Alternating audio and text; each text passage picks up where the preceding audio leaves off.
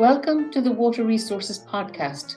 I'm your host, Abhijit Scanlon, from the Bureau of Economic Geology at the University of Texas at Austin.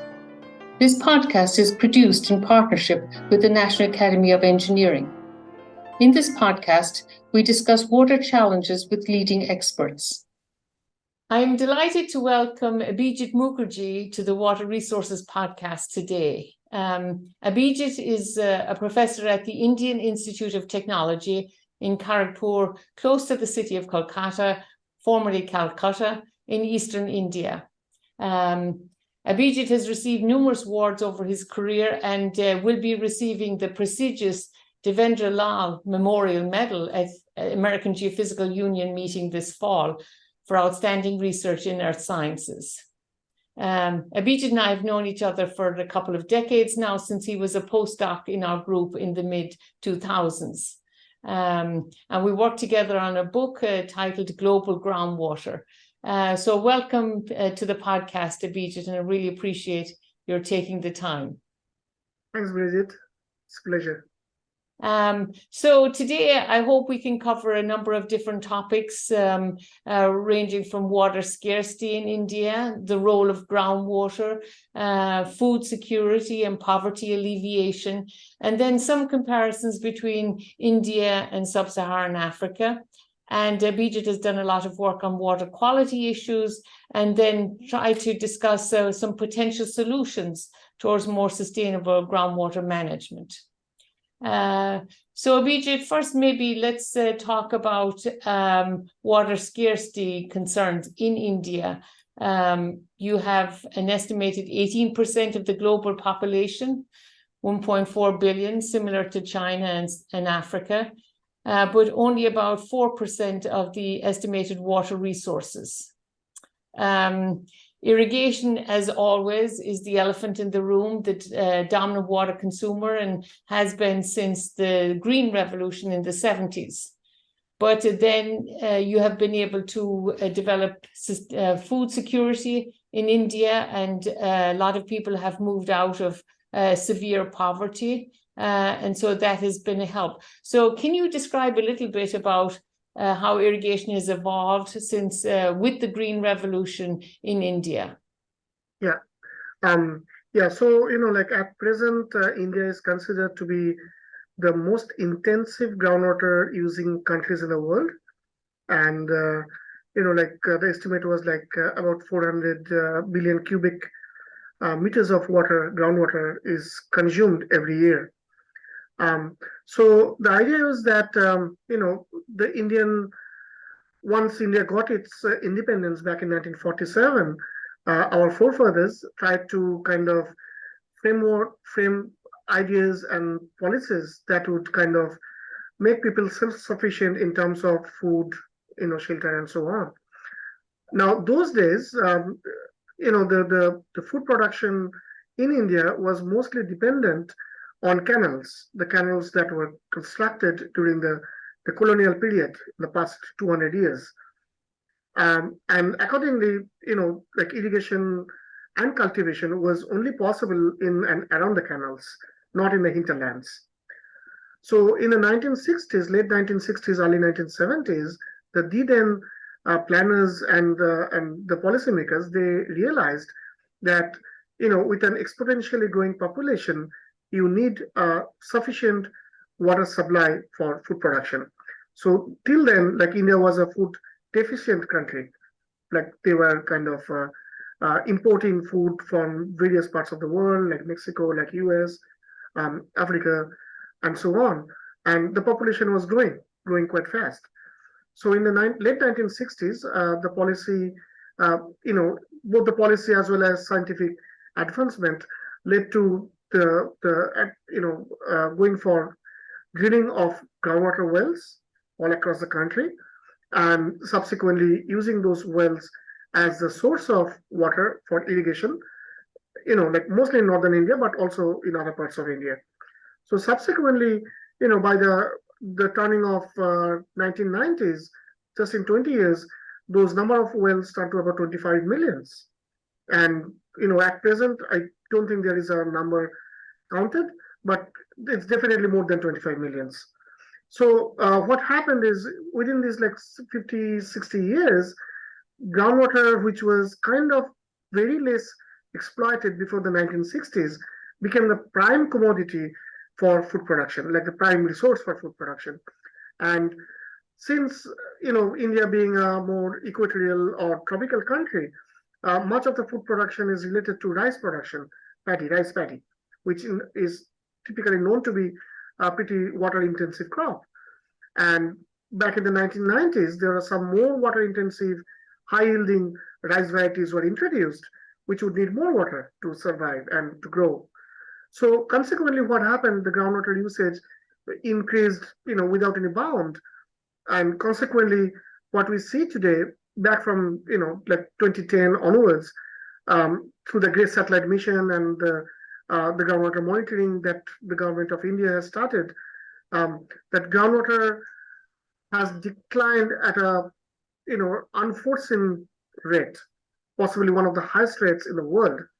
And consequently, many of the places, many of the parts of India, specifically in the northern parts of India, which are drained by the big rivers like the Indus, the Ganges, and the Brahmaputra, they are actually drying out in terms of groundwater. So as a cultivation and irrigation dependent cultivation has been progressing, which made India a full sufficient country, pretty much the northern India has now become the breadbasket of Asia, but with the cost of groundwater. Right. Well, thanks for describing that. I mean, it has been a long road. And so initially, under the British rule, you had the canal irrigation systems and heavy reliance on that. But then with the expansion of groundwater use, then people were able to access groundwater anywhere. And so that expanded the crop cultivation and made it more food secure. So that's really interesting. And I think a recent World Bank report mentioned that maybe 50% of urban dwellers in India rely on groundwater, 80% of the rural population rely on groundwater for domestic use, and then irrigation accounts for about 65% of groundwater use. So in India, you have a lot of different aquifer systems throughout the country, and I think that's very important to recognize that and acknowledge that. And you spend a lot of your time working on geology or hydrogeology. Maybe you can describe the different aquifer systems, Abhijit. Right. So, India is a pretty diverse country. I mean, maybe it's not as extended or extensive like some of the bigger countries in the world, but in terms of the geology, it is pretty diverse. So in the northern part of the country, you have the Himalayas, which marks the northern edge. But just the south of the Himalayas, we have what we call the northern Indian plains or northern South Asian plains. And these plains are actually developed because of alluvial deposits from the Himalayan rivers, the mega rivers. So we have some of the largest river systems in the world just draining through these North Indian plains. And this includes the Indus, the Ganges, the Brahmaputra, and of course its tributaries. And these rivers have brought down humongous volume of sediments over the last few million years and have filled up these North Indian plains with, to make one of the most fertile aquifer system in the world and most extensive aquifer system in the world. Now, if you go south of that, we have these very ancient rocks, what we call the Precambrian rocks. And these Precambrian rocks and, the subsequent crystalline rocks, these actually make up the bulk of India, what we call the peninsular India. And these crystalline rocks, which, varies from granite to ultramafics, in some places they have a lot of fractures and discontinuities, but in other places they are very crystalline. So consequently, as per the estimate goes, that like the North Indian plains occupies about 27% of the Indian landmass, but it hosts almost 70% of the groundwater locked into it. Whereas the rest of the crystalline aquifers, which makes the most of the rest of India, is about like just 70% of the landmass, but just have only 30% of the groundwater share. So it's a very polarized system. Consequently, over the years, when I say over the years, it's from the Indus Valley days, which is like 5,000 years or more, most of the civilization actually prospered in these North Indian plains. And historically, this is the cradle of human civilization in some sense. And you have all these ancient civilization that grew in the North Indian plains of the Indus, the Ganges, and even today, if you look at the population of India, more than 50% of Indian population is actually clustered in the North Indian plains. Right. So that's really important to recognize the differences then in these groundwater systems across India. So very thick aquifer systems in the north with the sediments coming off the Himalayas. So these are up to several kilometers thick. So the usable groundwater is up to about, give and take, 500 meters. Below that, the quality deteriorates. Okay, right. So you have about 500 meters of groundwater, thick groundwater in that region. But then in the basement rocks in peninsular India, then much thinner aquifers, maybe 50 meters, Even less. Even less. So you have regolithic aquifers, which are no more than 10 meters thick, below which you will have the more crystalline aquifers, which will be pretty much dependent on the fracture systems, connected fracture systems. So they can vary somewhere from 50 meters to 100 meters maybe. Right. And I think we see a parallel in Africa with the very thick aquifers in the north, the Nubian aquifer and these other aquifer systems in the North Africa, but then basement aquifers that Alan MacDonald suggested were about 40% of the landmass, but thin aquifers and regolith, like you mentioned, from erosion of those crystalline basement rocks, and then the fracture system, which really depends on finding those fractures and having a productive well. So that's a bit more difficult to accomplish. But so understanding the geology is critical then to managing the resource. And you mentioned earlier, Abhijit, that you've been able to greatly reduce poverty in India, and a recent report on the multidimensional poverty index indicates that about 400 million people have moved out of extreme poverty between 2005 and 2019. So having their global multi-poverty index in 15 years. And so that's really great, that food security that you get with irrigation and everything and helping alleviate poverty. But as you say, it's a trade-off at the expense of water. And so, I mean, how do you see this evolving in current times? I mean, it's very important to have food security, but how can we manage the water? Yeah, well, it's a kind of a double-edged sword. And like you go for food security, and if you don't have any other water sources, which is the case here, you heavily rely on the groundwater.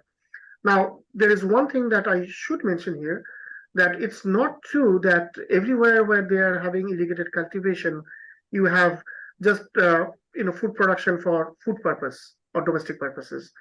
Much of the places would have actually cultivation for food that they are going as cash crop. So the cash crop, I mean, the food itself, but it's getting exported to other places, possibly to other countries, would actually, embed a huge water footprint, groundwater footprint. So if you look at some of Dallin's calculations, India is one of the largest groundwater exporter in the world.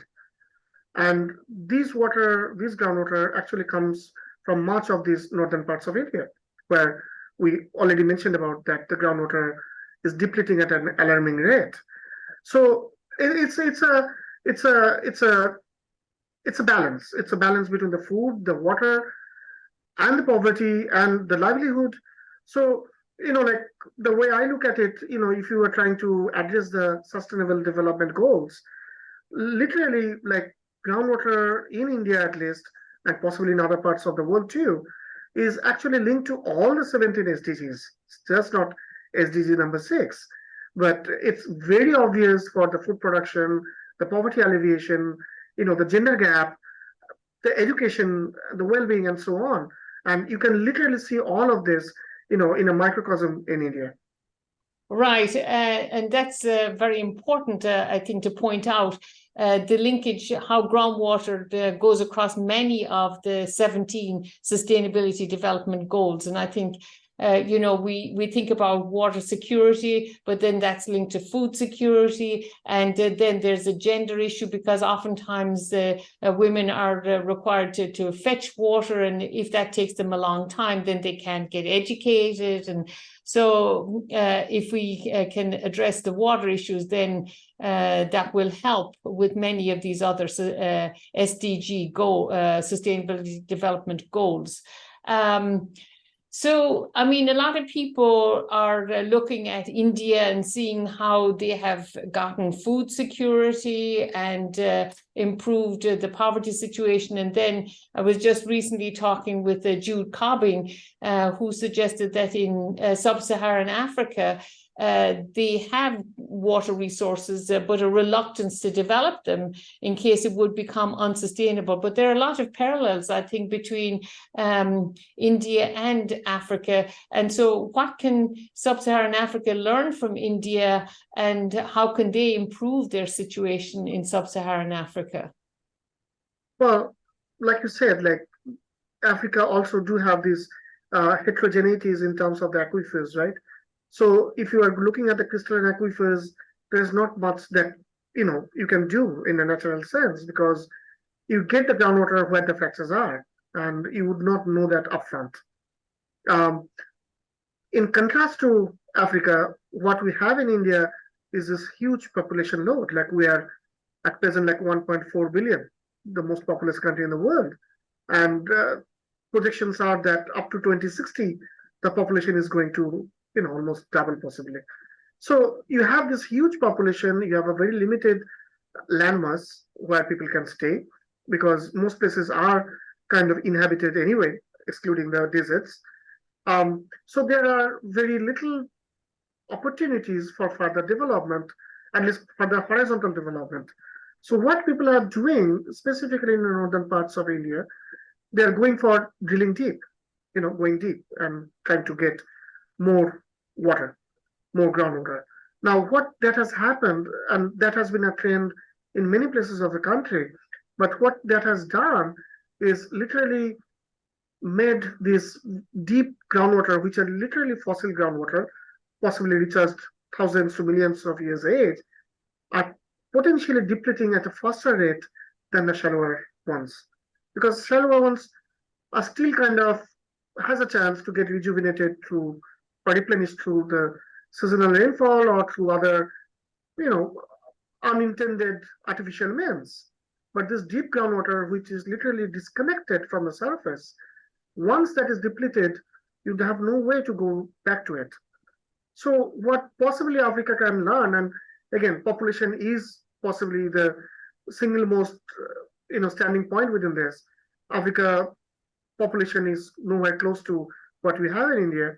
But as the population grows also in Africa, it is very important that the groundwater and the surface water are treated as like a conjunctive source and treated as pretty much as one water. And this governance needs to be placed from day one.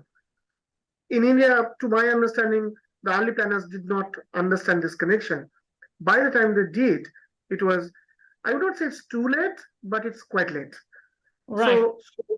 So India is definitely, one of the more groundwater starving countries in the world, at least in the time to come.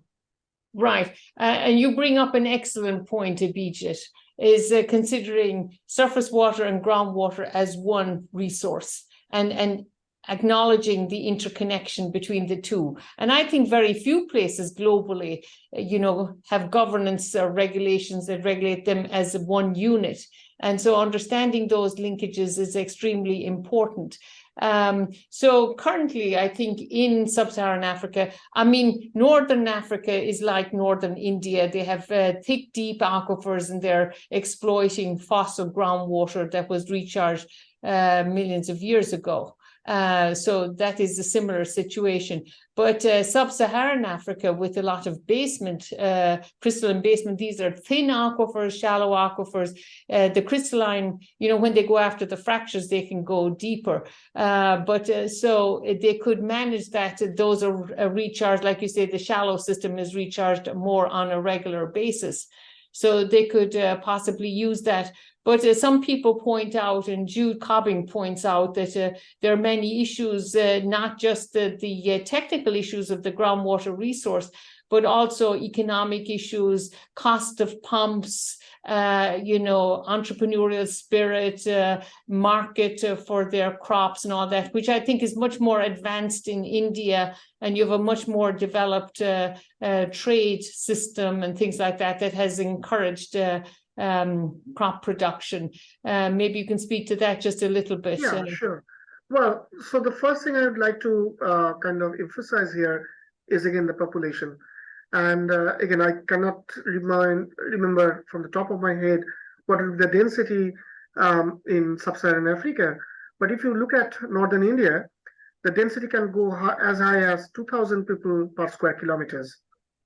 That's the densest in the world. And if you need water supply for that, such a dense population, you need to actually produce a lot of groundwater because surface water is limited. And one more thing is from some of our study, and we can talk about this later, that the surface water is also dependent on groundwater in some way or other. And if you are taking out groundwater, you are literally also taking out surface water and vice versa. So consequently, what has happened is, yes, possibly there are more advanced technologies, the economic power is much higher. There is economic growth in many indices that India is becoming an economic powerhouse in the world. But again, that came with a resource cost. And one of the resources that has been kind of understated is actually groundwater. And till just about 10 years back, there were barely people talking about groundwater until, some seminal papers came out and the government also realized that something wrong is happening. So it is just in the last 10 years or so, a little more than 10 years, that people have been trying to talk about groundwater and how to manage the groundwater. So what they have done in last 6-7 years, that they are putting in a governance strategy where all the water resources are under one ministry. So that way, you can govern the surface water, the groundwater, the drinking water under one umbrella. Now, how much that has been effective, that's something only future can say. But at least the idea is coming in place, and hopefully it will see some good things in the future. One more thing that I should mention here, that from an Indian context, India is developing, and so the power situation is. So there are more power stations that are coming up, hydropowers, thermal powers, and some nuclear powers. Nuclear power is less, but then solar power. So India is one of the leading fields in terms of solar power generation at present times. So the Global Solar Power Alliance, India is kind of leading. Now, when this solar power is kind of laid into grids, possibly you have some control. But then if you sell the same technology to the local farmers, then you just lose the control. And if you have free electricity, you can do anything with your pump, which is, right. The groundwater is being free. So it is kind of again, like a topsy-turvy situation when you want to, bring out people out of poverty, you want to empower them, of course, give them livelihood and so on. So you make the electricity free, but that, again, on a different note, is going to cost the groundwater resource. Right. And many people have talked about that the India provided free electricity to the farmers, and that promoted overexploitation of the resources. So that was an important concept. So one other thing, you mentioned, groundwater and surface water being one resource. And I was talking with Shams Suhudi about the Bengal water machine recently. And in the mid-70s, some people introduced the concept of the Ganges water machine. And and how that might help with the water management. Can you describe that a little bit, Yeah, sure. Abhijit? And you commented recently on its potential in India. So that would be great. Right. So, the concept of Ganges water machine possibly had a role, as it is in a theoretical sense, in kind of bringing in the green revolution in India. So the idea is that, all these North Indian plains, the Indus, the Ganges, the Brahmaputra, the floodplains, they have enormous thickness of sediments. And the idea in this Ganges water machine was that these aquifers are to begin with saturated. At time zero, it's saturated. And, as the summer progresses, you desaturate it, you take out the water for your agricultural purposes, but then you have a heavy monsoon coming up. And these monsoons should be able to fill up the aquifers back to its original level. So you're basically using the subsurface as a transient groundwater repository. Now, in case that does not happen, you go for augmentation, you go for artificial recharge. But at the end of the day, you are again back to saturation level, and you are not losing anything. The net loss in terms of the groundwater reserve is zero. Now, the whole hypothesis, while it sounds quite exciting and interesting, it kind of has some inherent presumptions. And one of this presumption is that you do need to have a homogeneous system where there is seamless flow of water between the groundwater system and the surface water system and the irrigation system. While the reality is that most of the places it's pretty heterogeneous. So the Ganges water machine, in theory, possibly works, but from my own experience and some of the people that I've worked with, it do have a lot of inherent problems, specifically the geological or the hydrogeological problem. Now, you mentioned about Sams's paper, and Sams is a very good friend of mine. We work together quite often.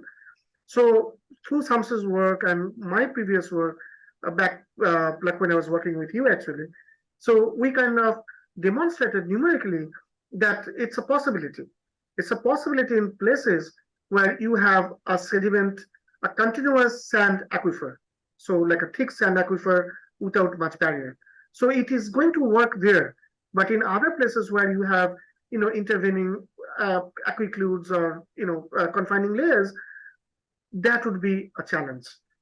And it is not going to be just a challenge in terms of restarting the natural system, but even if you are going for augmentation and artificial recharge, because in some places this confining layers can be 50 meters to 60 meters thick. So there is no way in a human timescale that you are going to bypass that.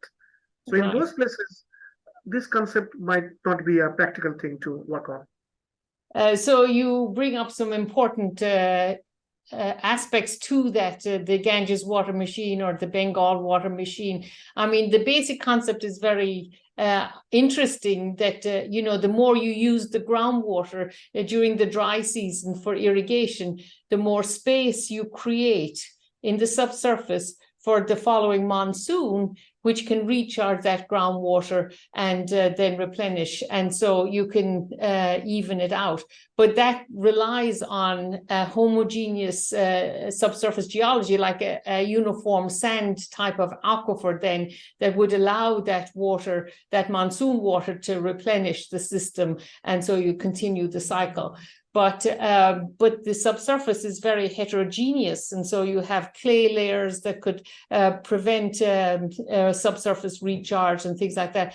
And so I think this gets at the idea, the UN has groundwater making the invisible visible, and Rosemary Knight has been doing a lot of airborne electromagnetics to try to map the subsurface geology so we can understand the potential to either artificially recharge or to have incidental recharge from surface irrigation practices, or these sorts of things. So I think we have a long ways to go, and so you underscore the importance of understanding the geology of the system to see what's possible and what's not possible. Yeah, maybe I'll just add one point to this. So that's an excellent summary of what I tried to say. Now, what the government of India did, and this is back from 2008, to my understanding, unlike many other countries, they have started something called the National Aquifer Mapping Mission. And since 2008, using heliborne geophysics, surface geophysics, as well as drilling, they have tried to map the aquifers of the country. Now, I'm not saying that it is complete, or we know what is the status everywhere, but at least in many places they did a real good job and have a lot of data, maybe not in public domain, but they do have a lot of data which they have accrued, which possibly would give a lot of information on the subsurface. So my understanding, they have drilled at least a few tens of thousands of observatory wells, and again, like, they have 6 locations where they did 6 geologic and geomorphic terrains where they tried to explore the effectiveness of the heliborne geophysics, and they got a mixed result. In some places they worked very well, some places did not. So yes, it's a long way to go, but there are efforts already in place where data are being collected. Right. I think that's similar to the airborne electromagnetic program in California, where they're trying to map these and see how feasible it is to recharge and replenish the depleted aquifers. And when you mention heliborne systems, so basically geophysical systems on helicopters to map the subsurface. And so geophysics provides the eyes then to try to map the heterogeneity that's in the system. And then ground-based to geophysics is another great tool, and then ground truthing that with the borehole data. So a comprehensive approach, and I think that's a great way to move in that direction so that we understand the systems better. So you mentioned earlier that the Gray satellite data in the late 2000s, Matt Rodell's work in 2009, made people realize the degree of groundwater overexploitation. And that was a great visual that people could understand, that satellites were showing how much groundwater had been depleted since the GRACE mission began in 2002.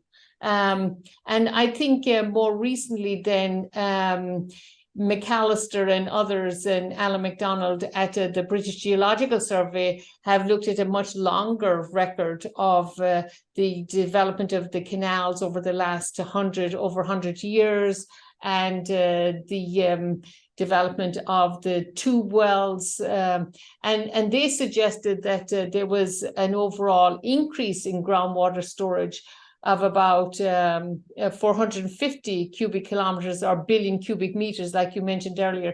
That's similar to 450 million acre feet for US listeners. And then only in the decade that they were reporting on, between 2000 and 2010, did they see about 100 cubic kilometers decline in storage. So their work would suggest that there's a net increase in storage over that entire time period.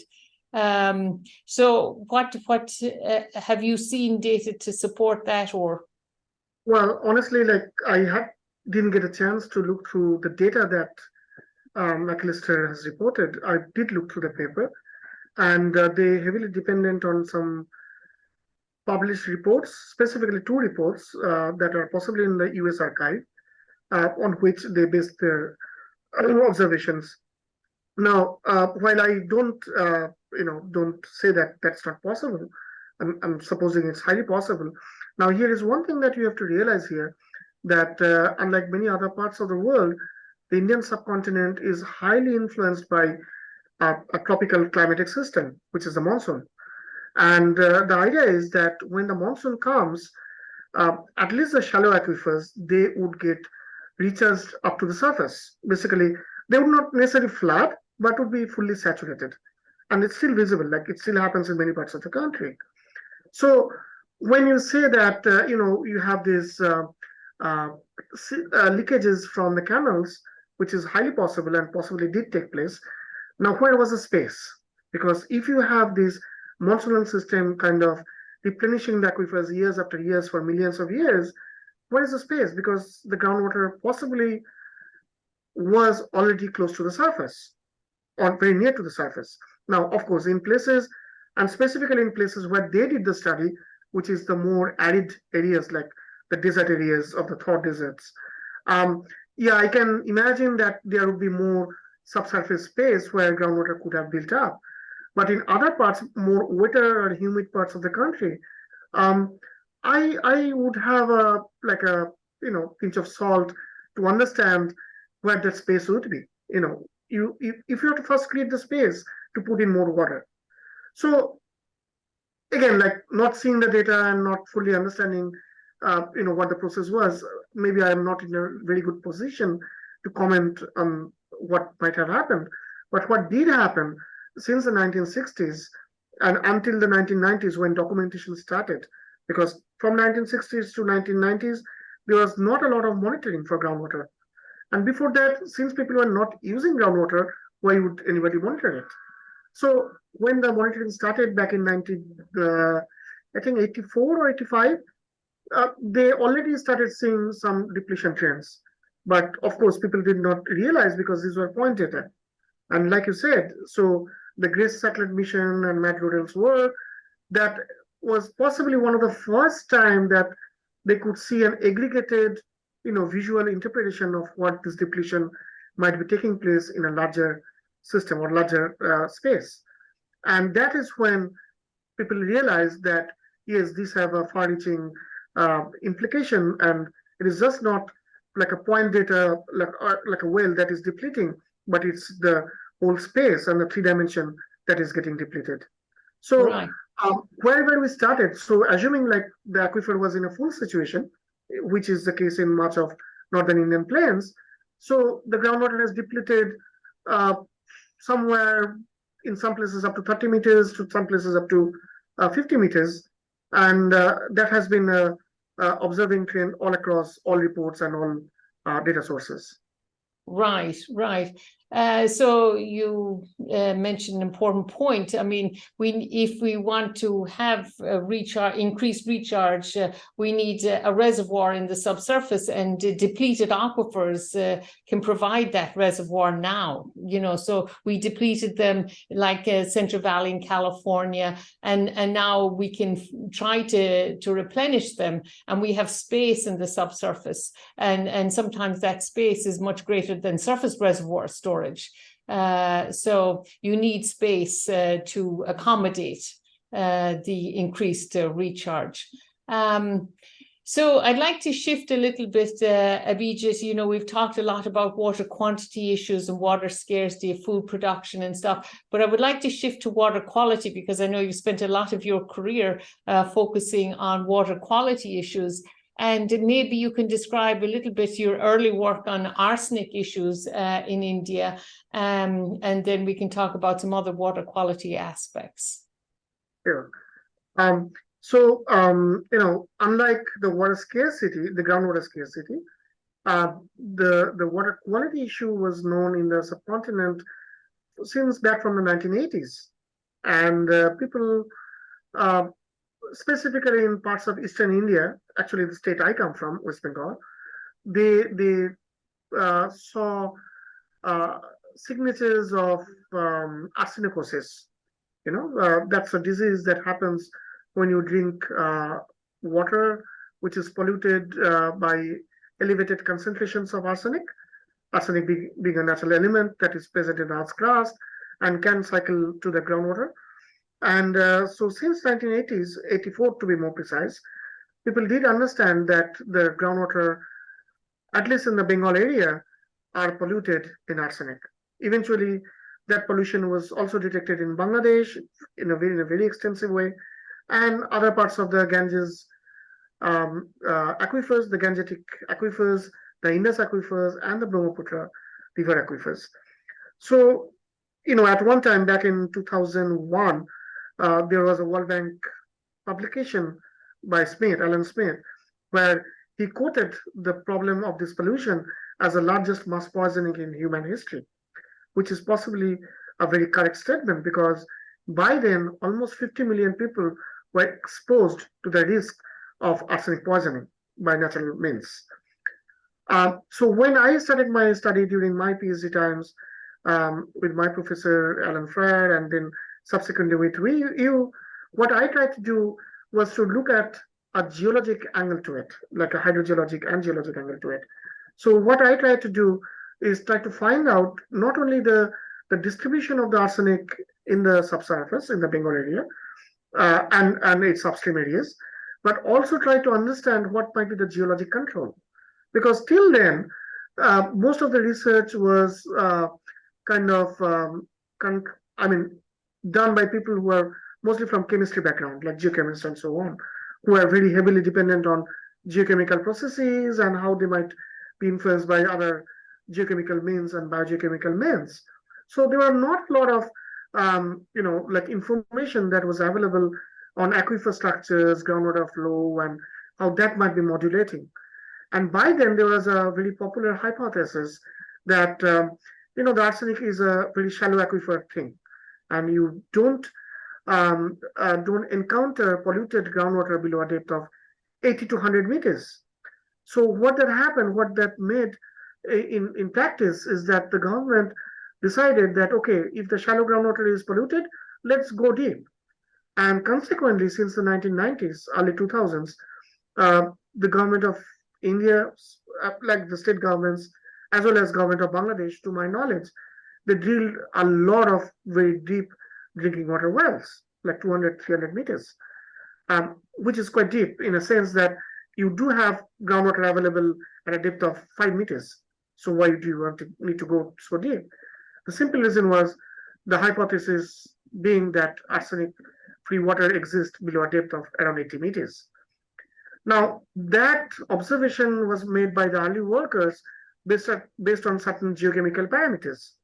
So when I started my studies during the early 2000s, so that was my kind of hypothesis to figure out whether the deep groundwater is a safe drinking water source or not. So what I found out through that study is that that arsenic do exist even in the deep aquifers, and in some places they were detected up to a depth of 300 to 350 meters, and people are literally drinking that polluted groundwater. Now, in many places, when that is true, in some other places that may not be the case, and the groundwater was actually less polluted in the deeper horizons. And what I was able to find out that this difference between whether the aquifer would be polluted or not depends pretty much on the aquifer structure. How the aquifer is kind of framework, like what is the framework of the aquifer. And depending whether it's like a continuous aquifer system that will found in the upper part of the delta versus more estuarine sites where you have multi-layer system, you have the distribution of arsenic kind of regulated by that and the regional groundwater flow systems. So what I was able to do was to kind of map out the areas which might have still got some safe drinking water sources in the deeper horizons, in contrast to areas where you might not. Subsequently, through one of my very recently graduated student, I expanded that study to up to Bangladesh, major parts of Bangladesh, so the whole Ganges Delta, and we kind of mapped out those safe aquifers versus unsafe aquifers, across the transboundary system. Right. So that's extremely interesting, Abhijit. I mean, it's interesting to consider that they shifted from surface water use initially to avoid all the contamination in the surface water bodies and all the bacterial contamination and the health issues related to that to groundwater. And it took them a while to figure out that the groundwater had natural arsenic in it from a geologic source. And then, as you said, the initial hypothesis was that only the shallow groundwater had elevated arsenic and the deeper groundwater was safe. But then your more in-depth analysis then showed where that was the case. And are you suggesting then that in regions where you had multi-layer aquifer systems that you're more likely to have a good quality, deeper groundwater than in systems that are more homogeneous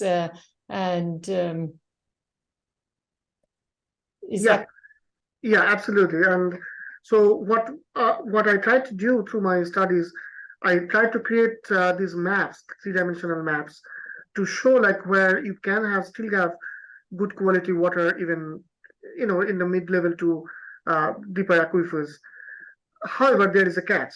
The catch is that you have to make sure that you don't overexploit that intermediate to deep aquifers, because if you do so, you can have cross-formation and flows, or you can have leakage, like wellbore leakage, and you can again have create a possibility where you cross-contaminate that deep aquifer in the down the road.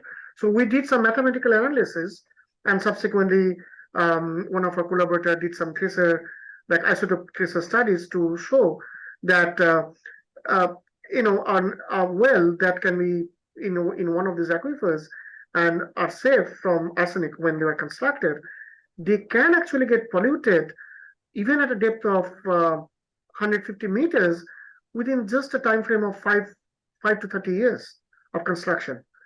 So with all the pumping going on in the surrounding, you cannot really bet on the safety of the quality of the groundwater unless you make sure that you use that water, like the water from that depth, only for drinking water purposes. Right. So basically to limit irrigation then to the shallow system, because that is, of course, always the elephant in the room and consuming the most water, and then limit groundwater for drinking use then to the deeper system, and so try to protect that so that if you extract a lot of groundwater from the deep system, then that would promote shallow water from the shallow system to move into the deep system and bring the arsenic with it. So that was an important concept, and help with understanding and managing the issue to some extent.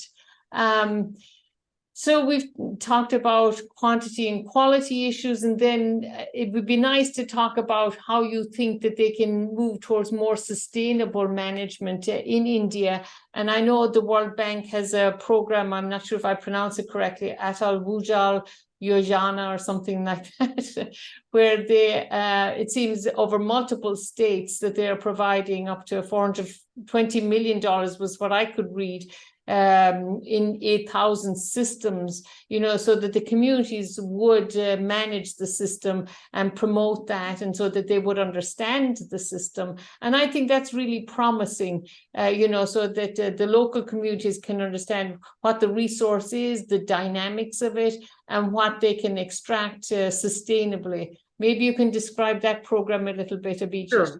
Sure. So this Atal Bhujal Yojana, it's a Sanskrit word.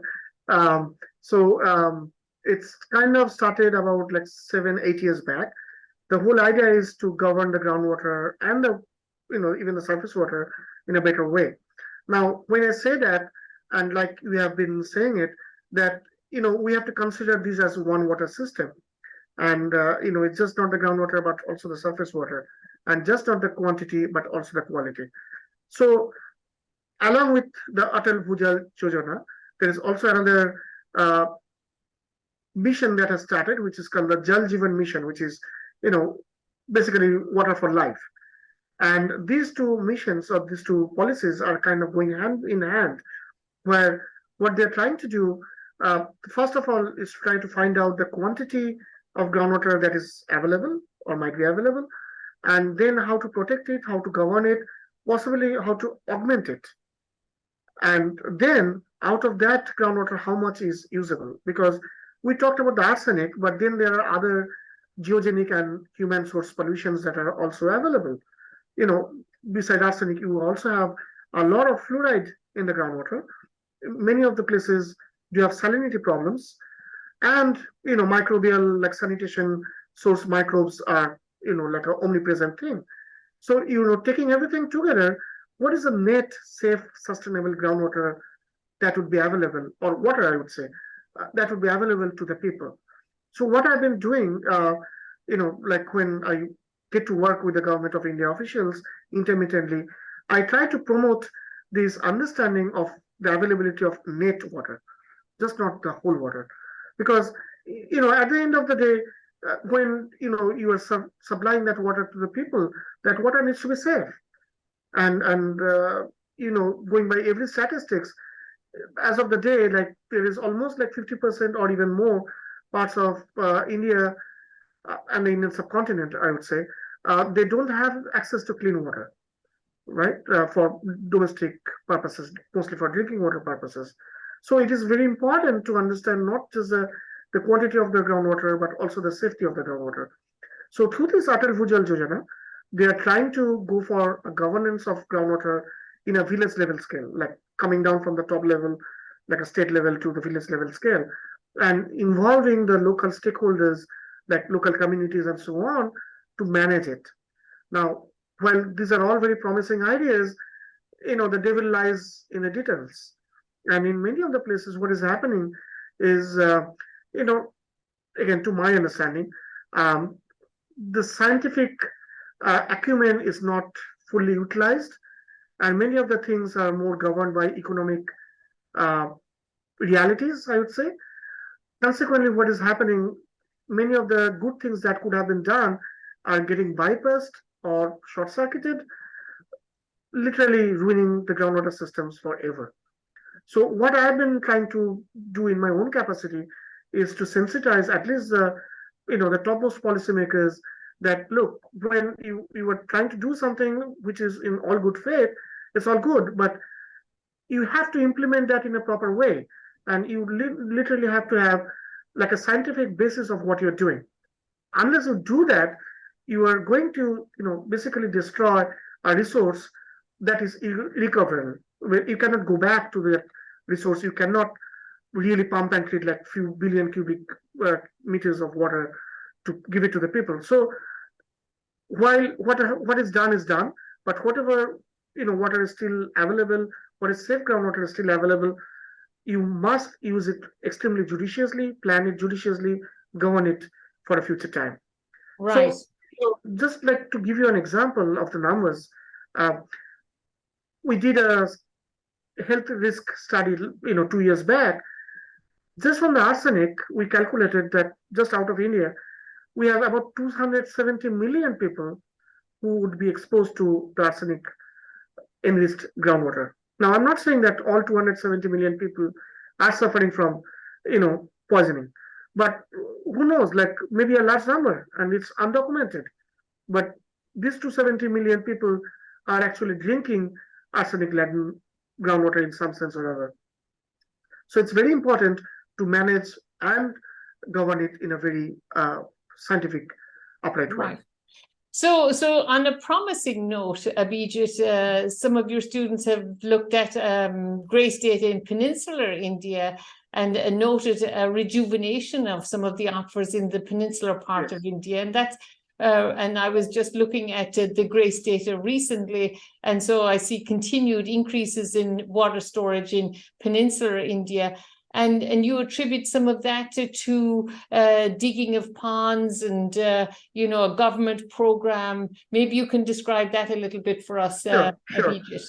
Right. So this is through the work of one of my former students, who is now in one of the national labs in the US, and working with Matt Rodell's team in NASA.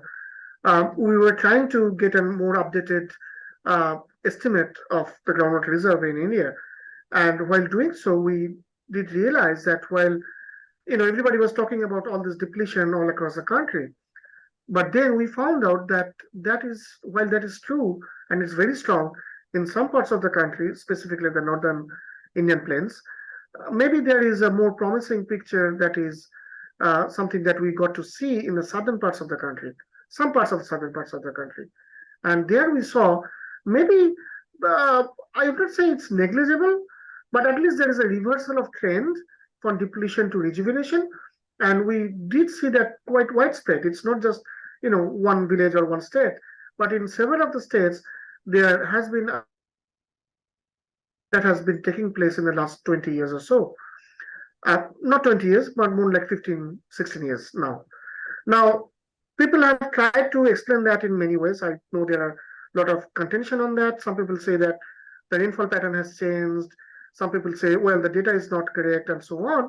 But we try to kind of verify that through multiple data sources, including the satellite-based data, the ground-based data, the state-level data collections, and so on.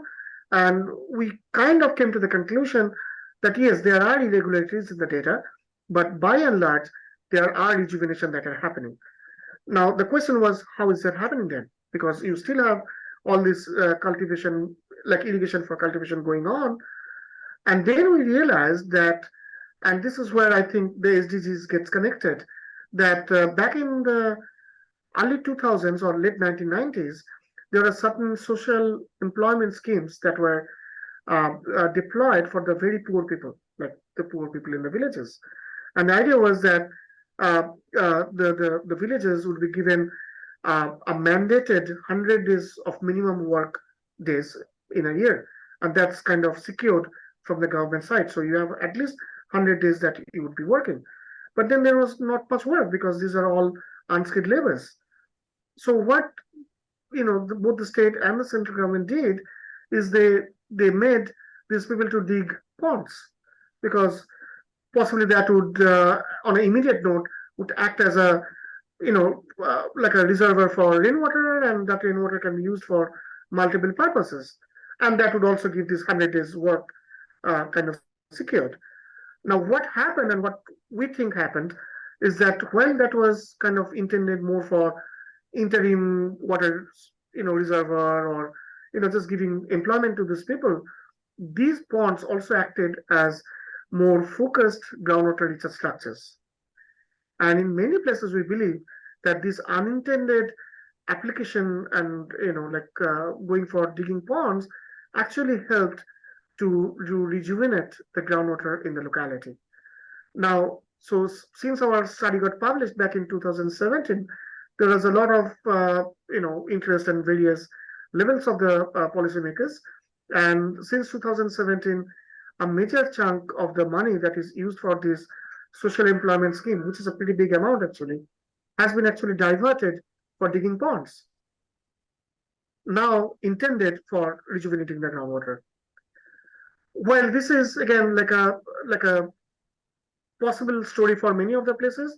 In some other states, we observe that, which are more the western states, we observe that the groundwater rejuvenation is possibly linked with some rationing of the electricity. So, like I said earlier, so electric current is free for agricultural purposes in many parts of India. So, in some of the states, they started rationing it, not giving the free electricity, or giving the free electricity, but only for limited time periods. Now, that potentially helped to kind of back up the groundwater reserve in those areas. Right. Very, very interesting. And, we are trying to replenish a lot of aquifers in Central Valley and other regions, and to recover, to have aquifer storage and recovery. So it's really nice to see that it seemed like this had a regional impact. And as you say, there's a lot of controversy about it. Some people may not agree and others, but you see it in the grey satellite data, and it seems to be fairly widespread. And if that's the case, then that's a positive note. So our guest today is Professor Abhijit Mukherjee from Indian Institute of Technology, and he's given us a great overview of many of the water issues in India, including the water quantity issues, and emphasizing the importance of understanding the geology and the linkage between surface water and groundwater, and then also considering water quality issues, and then solutions then with local governance like the World Bank is promoting, and this developing ponds to recharge the aquifer systems. So thank you so much, Abhijit, for your time today, and really appreciate all your work. And I hope you will get to San Francisco to receive the Devendra Lal Memorial Medal at the American Geophysical Union meeting. Thank you. Thank you so much, Abhijit, and it's a real pleasure to talk to you.